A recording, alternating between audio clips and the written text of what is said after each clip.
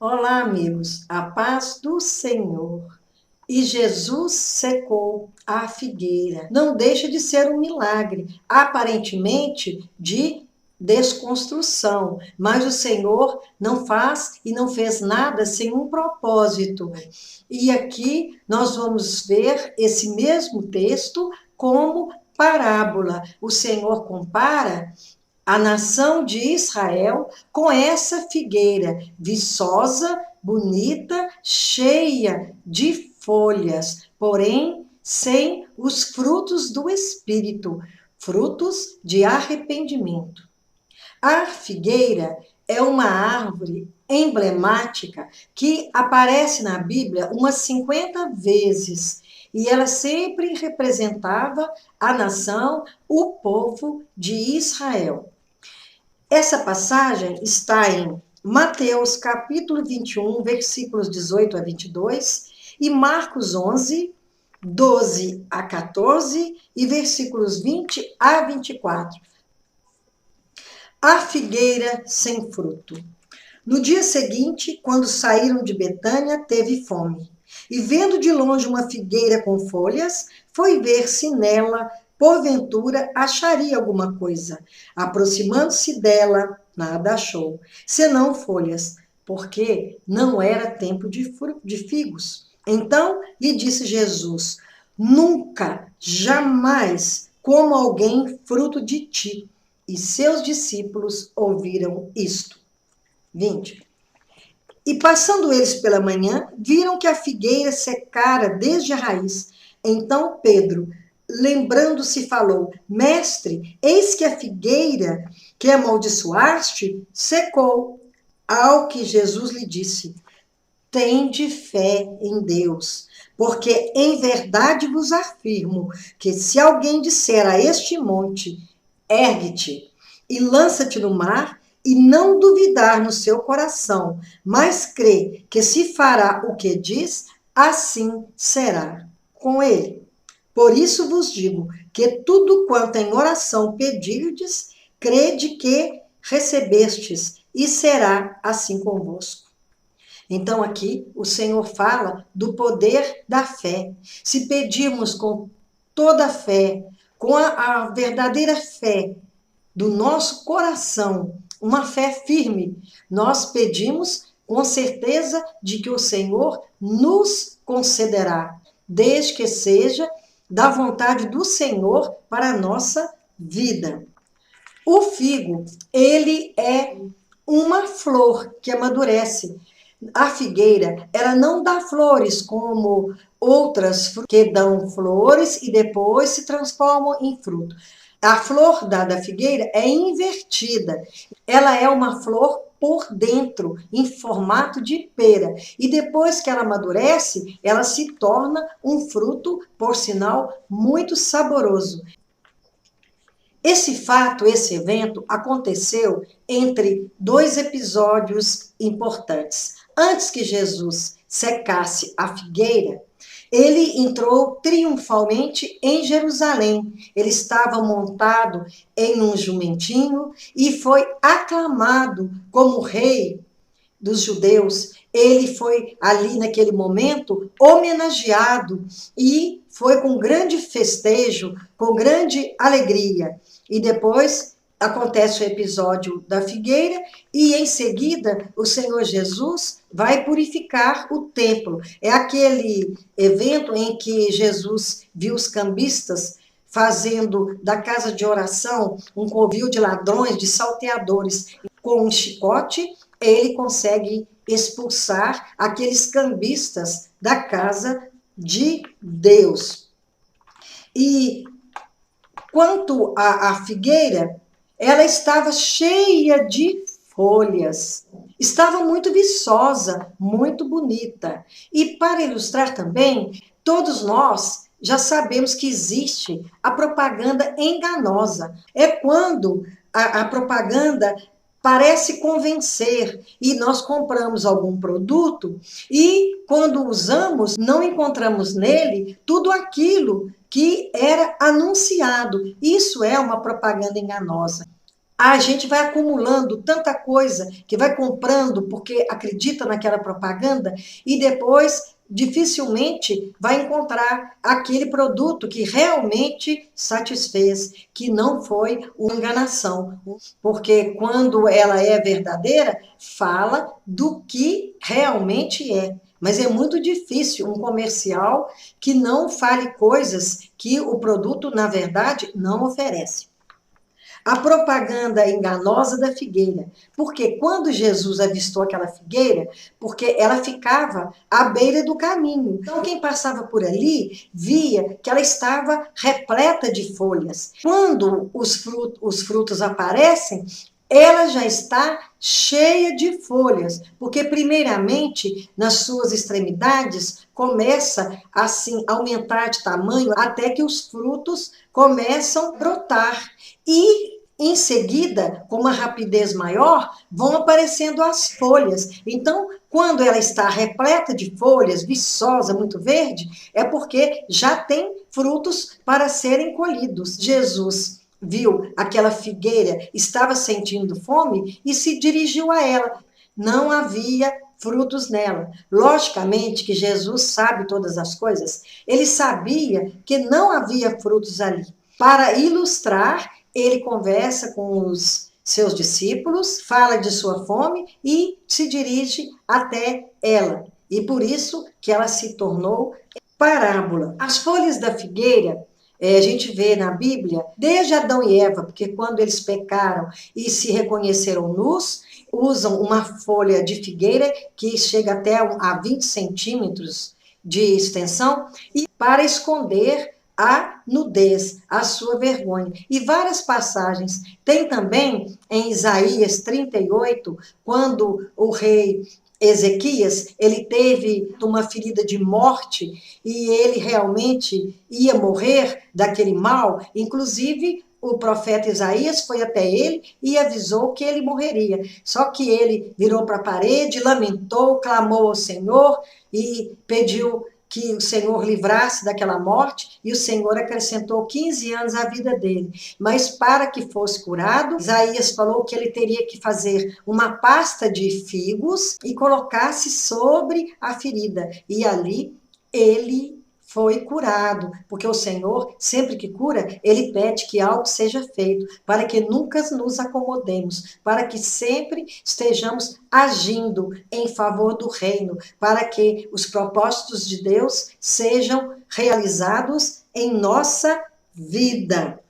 Até hoje, muitos usam a folha da figueira para fazer chás contra vários males, antioxidante, que até é bom contra o envelhecimento precoce. São várias utilidades que tem o chá da figueira. É uma planta muito importante, principalmente porque é emblemática na Bíblia.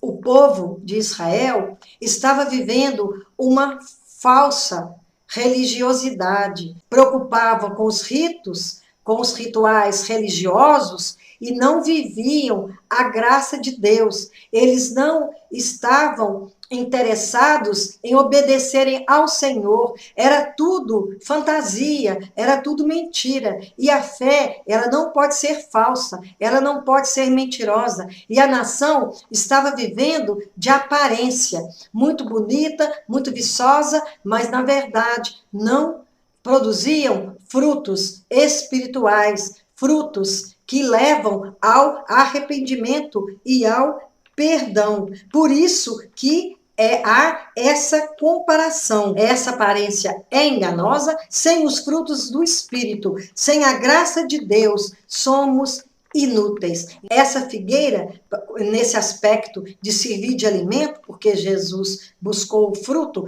ela não atendia. E por isso é que o Senhor, constatando que ela não tinha frutos, ele a secou desde a raiz. Porque se ficassem raízes, ela poderia brotar e futuramente produzir frutos. Mas o Senhor disse que jamais poderia produzir um fruto. Por isso que ela foi eliminada dessa maneira. Ela está sendo mais útil depois de seca, que ela serviu de uma comparação, do que viva ali na beira do caminho, sem poder matar a fome de ninguém. O Senhor Jesus discerne, ele é totalmente Deus. Então, o discernimento é normal. Nós, sem o Espírito Santo, nós não discernimos e muitas vezes confundimos folhas com frutos. Não sabemos distinguir o bem do mal, não sabemos raciocinar da maneira correta e muitas vezes nos enganamos. Só com o Espírito Santo de Deus que nos ajuda a discernir, porque o Senhor é o nosso Deus. Pelo Espírito Santo nos ilumina e nós sabemos reconhecer o tempo correto do Senhor.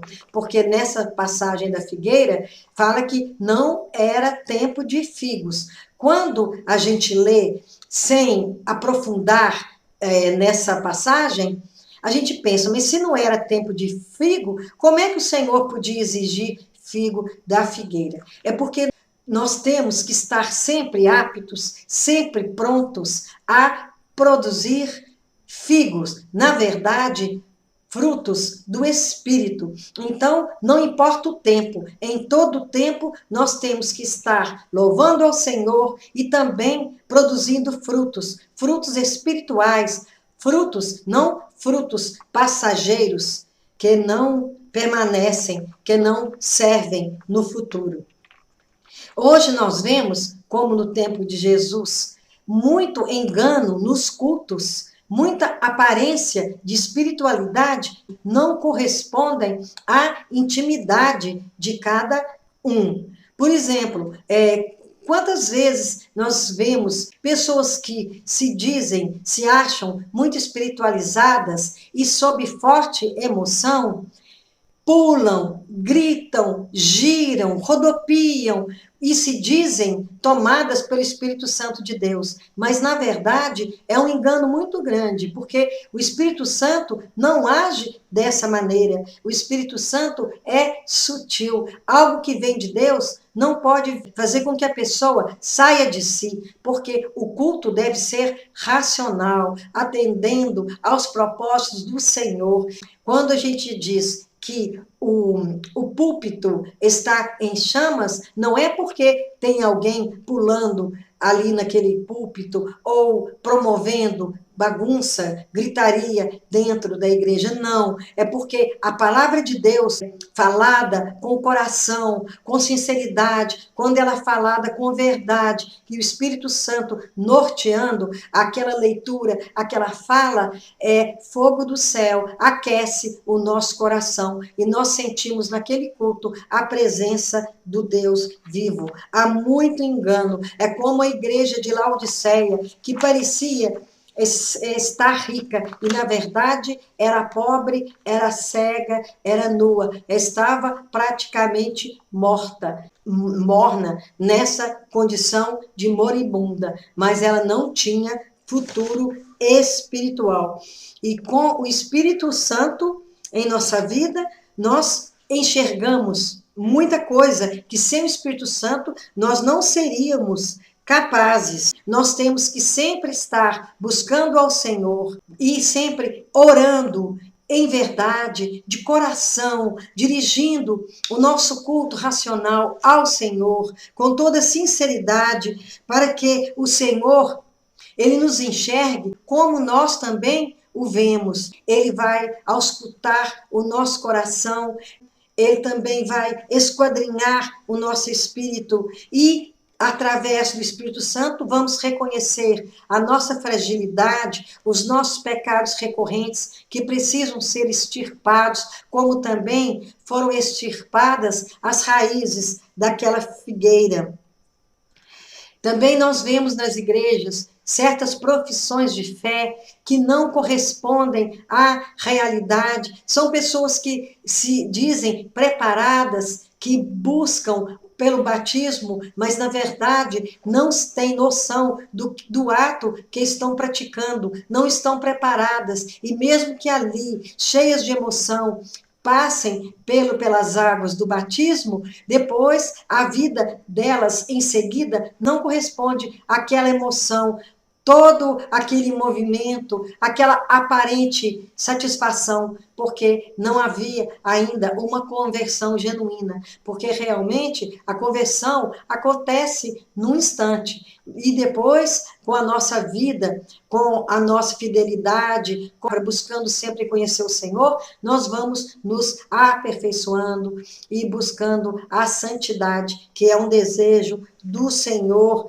para a nossa vida. Então, presenciamos muita profissão de fé que engana, só não engana ao Senhor, porque Ele nos conhece profundamente. E há hoje muitas igrejas que pretendem aumentar a membresia, sem preocupar em preparar bem os jovens, em conscientizá-los da importância do batismo, de uma vida reta diante do Senhor, que corresponda àquela alegria que sentimos ao passarmos pelo batismo, aquele ato público de que nós queremos servir ao Senhor e que nós aceitamos o Senhor como Salvador de nossas vidas e que nós estamos ali tornando essa certeza pública.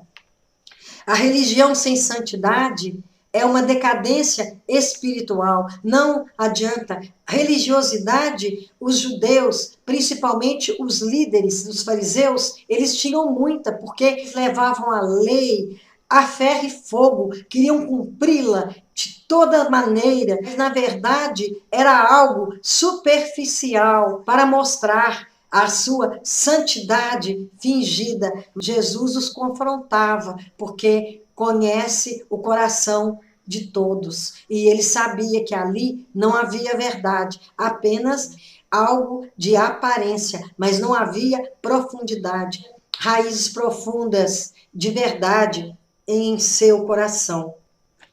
Van Gogh, o pintor holandês, pintou 900 quadros e escreveu 800 cartas. Só que ele não logrou êxito durante a sua vida. Ele só conseguiu vender um quadro para o seu irmão, na época, por 400 francos, que equivale hoje a mais ou menos R$ 2.400. Muito insignificante, porque hoje uma obra de Van Gogh, que nem tinha sido exposta, foi vendida no leilão pela bagatela de 83 milhões de dólares. O que eu quero dizer é que, em vida, ele não logrou sucesso, ele não enriqueceu. Depois de morto, é que a obra dele foi reconhecida. Aquela figueira estava numa situação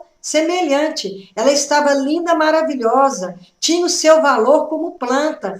Depois que ela foi destruída, é que ela serviu como um exemplo que até hoje perdurou e perdura através dos tempos pela Bíblia, que mostrava como a nação de Israel estava vivendo de maneira errada, sem sinceridade, sem uma fidelidade genuína para com o Senhor. Então, que sirva de lição para nós essa figueira que nem raízes deixou, para que não brotasse, para que não servisse no futuro. Que o Senhor abençoe nossa vida, a nossa vida atual e nossa vida futura, que nós continuemos no caminho do Senhor, para que nós possamos viver o reino de Deus nessa terra e na eternidade com Deus. Que o Senhor nos abençoe, nos guarde e que nos mantenha firmes nessa estrada, que é o caminho de Deus, que é o melhor caminho, é a melhor estrada que possamos palmilhar, em que podemos seguir. Amém. Que assim seja. Amém.